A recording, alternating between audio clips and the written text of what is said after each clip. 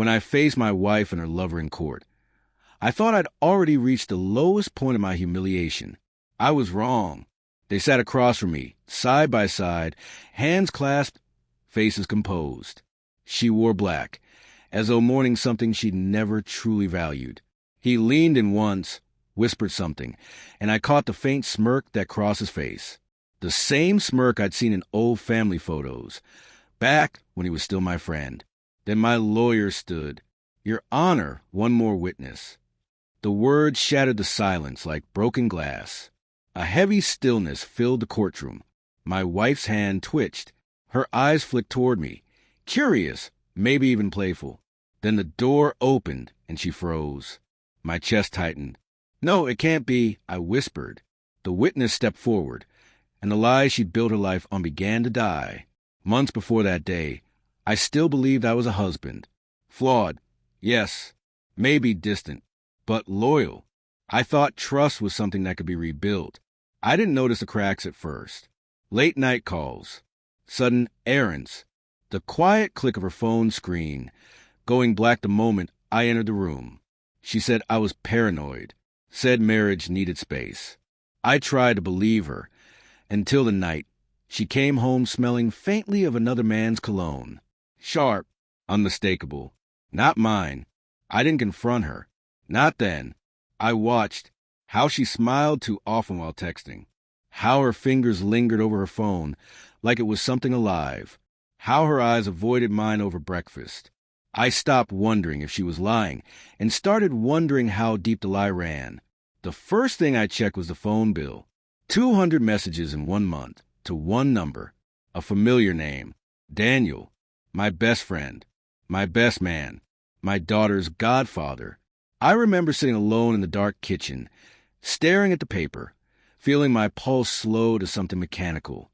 No rage, no tears, just awareness. I made copies, kept my voice steady, went to work like nothing had changed. And that's when the quiet investigation began. GPS logs, call records, bank transfers, even a DNA test for my daughter, because doubt had made sleep impossible. When the envelope finally arrived, I held it for an hour before opening it, but I already knew. The truth was waiting inside, and it confirmed what I felt in my bones. She wasn't mine. A week later, I finally showed her. We were in the living room, the same one where we'd celebrated our 10th anniversary. I handed her the envelope. She smiled, expecting flowers. "What's this?" she asked. "Proof," I said. Her smile faltered. She read it once, then again, and her face crumbled. "It doesn't change anything," she whispered. "She's still your daughter." I studied her carefully. "You mean our daughter?" Silence. Her lips trembled, but there was no apology, only excuses. "You were distant. He was there. It just happened." I didn't answer. I simply turned and walked out, leaving her alone with her own lies. The next morning, I filed for divorce. She fought, of course, claimed emotional cruelty, tried to make me the villain, but I'd already written the ending. The courtroom was cold, gray walls, fluorescent lights humming overhead. Her lover sat beside her, confident. She avoided my eyes, pretending to cry for the judge.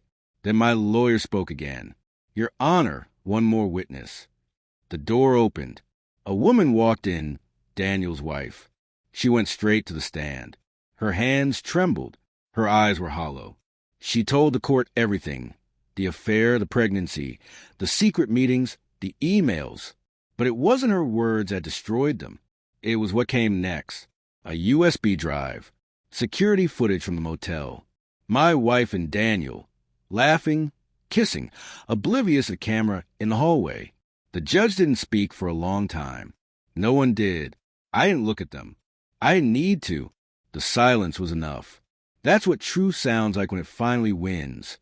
Quiet, undeniable, absolute. After the ruling, I walked outside. The air felt thin, lighter somehow. She called my name once. Then again. I didn't turn around. Some things don't deserve answers. People think revenge is loud. Rage, chaos, destruction. But real revenge is silence. It's watching someone drown in the truth they created. Months later, she sent me a letter asking for forgiveness. I never replied. The version of me that loved her had already been buried. Now, when I see my reflection, I recognize the calm, the stillness of someone who's learned that love isn't blind. It's just too willing to close its eyes. And as for her, she still lives in that one quiet moment in court. The moment her smile died and mine was finally born. Thanks for watching. Don't forget to like, share, and comment. Subscribe to Cheating Stories Insight World for more incredible stories.